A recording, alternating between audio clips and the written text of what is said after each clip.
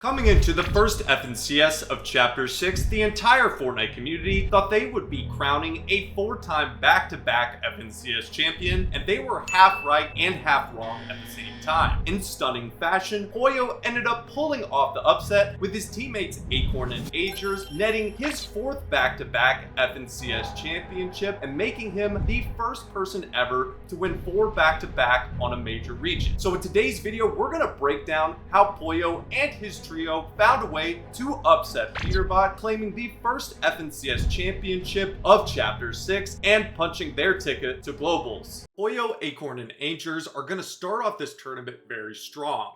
This is game number 1, and they've already managed their surge here, and they are looking for a big endgame. And right before the first moving zone, they are going to catch this team on the lower layer completely off guard with a nice pre-edit play and pick up 1 elimination and get a much needed refresh before the first moving zone. After securing that refresh, take a look at how Acorn tarps here. Instead of using the Void Mask, since he is on the dead side with little to no congestion, he simply just hugs the storm to his right and invests his materials to make sure that he doesn't get caught on an awkward layer. He does end up getting focused by height a little bit here, but due to his teammates being able to support him in the back, he's able to establish a clear path where they run into no team. The next zone pulls, and I will admit it is very fortunate for them as it goes back into their old hard mat tarp. Acorn, though, is going to show off his IGLing skills once again, investing a ton of materials to claim a significant amount of space. When a team is on his lair here, you see he puts an extra ramp of protection to make sure that team doesn't attempt a pre-edit play and then immediately uses his mats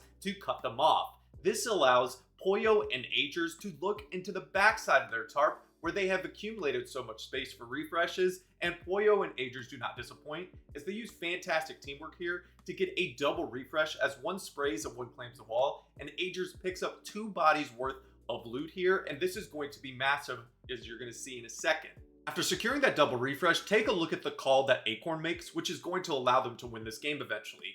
They have a significant amount of white hell, so they go into the storm here, popping their splashes as well as their bobs to get a beautiful flank by first chopping out height and then picking up an elimination onto cold, immediately granting them height, and now they are in control for the rest of this endgame. After securing the high ground, Acorn is going to invest his hard materials to then once again control the rest of the lobby and go to the side zone that is expanding.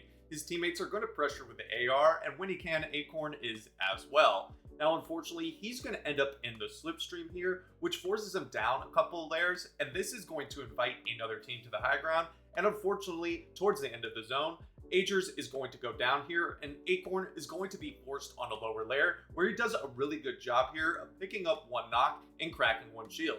Somehow, Pollo is the only one that is able to recover, sitting on the high ground still, and he's going to get a pickup onto Yapko as well as Muzz for 2 free elimination points, eventually making it into a 1v2 situation. In the 1v2 situation, Pollo drops down on the lower layer, getting a little bit of chip damage, but unfortunately eating a massive shot. But he hits a nice left tile edit here, hitting a 1 pump onto a Minish, turning it into a 1v1, but he can no longer take a tick of zone.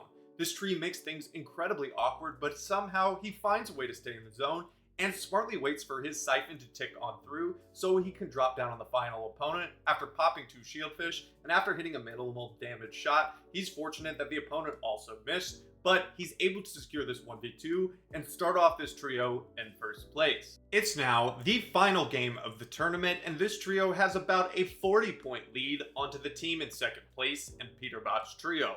Now things almost hit disaster levels as in the mid game, they end up getting into this engagement where both Pollo and Ajerrs end up going down after one opponent box dives Pollo and Ajerrs gets pinched between the two. Acorn has to be a hero on 1v2. He starts off with 1 pump shot onto the very weak teammate, and now it's a true 1v1.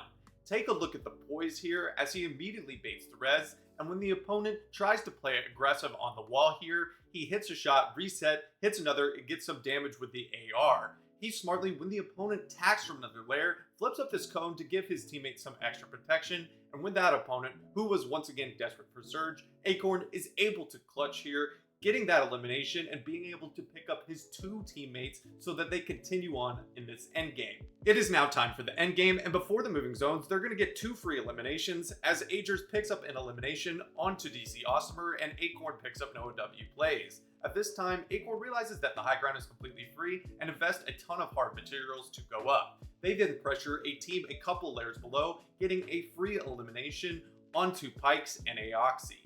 Now, it is time for the moving zone, so they are simply just going to avoid ahead and reconnect, establishing their high ground, and they're going to continue to pressure anybody that they think is a threat. After securing their high ground, they get another fortunate zone pull as it goes directly back onto their tarp here.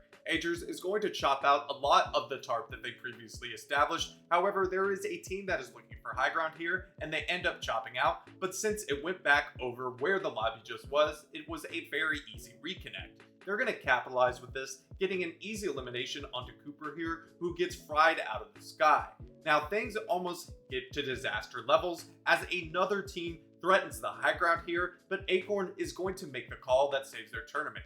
Instead of trying to play for high ground any longer, not having any more hard materials, he makes the call to drop them on a lower layer and take a look once again with these good fundamentals as they are hugging this side of zone here, avoiding a significant amount of congestion, and they are able to stabilize. After stabilizing on the low ground here, they're going to start off by bullying this trio on their layer here to get them some space. Acorn is going to once again lead them, and an opponent who doesn't have their back blocked in Sphinx ends up getting double pumped by him and Ajerrs. Now Acorn is going to show off his skills once again as an IGL, as there's a full trio on the low ground here, and he just quickly blocks them off and actually ends up cutting them off, claiming all of this low ground to themselves. Unfortunately though, he does end up getting a little bit too over aggressive here, gets very mechy on the threats here, and unfortunately ends up going down, but Pollo is going to be able to pick up that elimination, securing them a refresh, and they're left as a duo. Now, this duo is going to run into that same full trio, eventually going down in 4th place with 10 eliminations. With that last game, they were able to hold off Peterbot's trio, who ended up winning this game with 16 eliminations. If Acorn does not clutch in the mid game and they did not get as many eliminations as they did, they would have lost this FNCS to Peterbot, but fortunately, they were able to go huge in their last game. Well guys, thank you so much for watching today's VOD review. I hope you guys did enjoy. If you did, please drop a like on this video, hit that subscribe button, and I hope I'll be seeing you in the next one. Peace.